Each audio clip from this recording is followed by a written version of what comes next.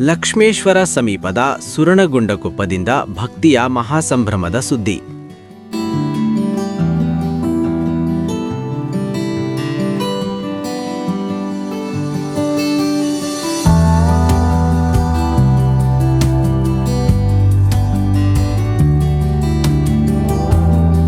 ಬಂಜಾರ ಸಮುದಾಯದ ಆರಾಧ್ಯ ದೈವ ಸದ್ಗುರು ಸೇವಾಲಾಲ್ ಮಹಾರಾಜರ 287ನೆಯ ಜಯಂತಿಗೆ ದಿನಗಣನೆ ಆರಂಭವಾಗಿದ್ದು, ಫೆಬ್ರವರಿ 13ರಿಂದ 15ರವರೆಗೆ 3 ದಿನಗಳ ಕಾಲ ಭವ್ಯ ಉತ್ಸವ ನಡೆಯಲಿದೆ.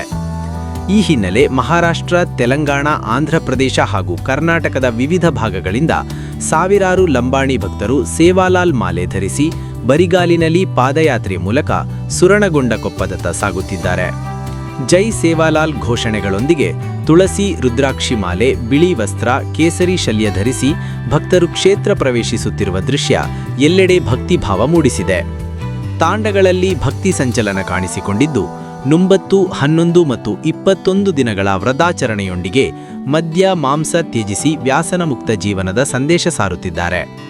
ಸುರಣಗುಂಡಕೊಪ್ಪವು ಈ ದಿನಗಳಲ್ಲಿ ಬಂಜಾರ ಕುಂಭಮೇಳದಂತೆಯೇ ರೂಪ ಪಡೆದುಕೊಂಡಿದ್ದು, ಲಕ್ಷಾಂತರ ಭಕ್ತರ ಸೇರುವಿಕೆಯಿಂದ ಹಬ್ಬದ ಸಂಭ್ರಮ ಮನೆ ಮಾಡಿದೆ. ಜಯಂತಿ ಅಂಗವಾಗಿ ಭಜನೆ, ಸಾಂಸ್ಕೃತಿಕ ಕಾರ್ಯಕ್ರಮಗಳು ಮತ್ತು ಮಹಾಪ್ರಸಾದ ವ್ಯವಸ್ಥೆಗಳು ನಡೆಯಲಿವೆ. ಸುರಣಗುಂಡಕೊಪ್ಪ ಈಗ ಭಕ್ತಿಯ ನವಧಾಮವಾಗಿ ಸಂಪೂರ್ಣವಾಗಿ ರೂಪಾಂತರಗೊಂಡಿದೆ. ವಿ ಫ್ಲೋ ಗದಗವಾಣಿ ವಿಶೇಷ. ಲಕ್ಷ್ಮೇಶ್ವರ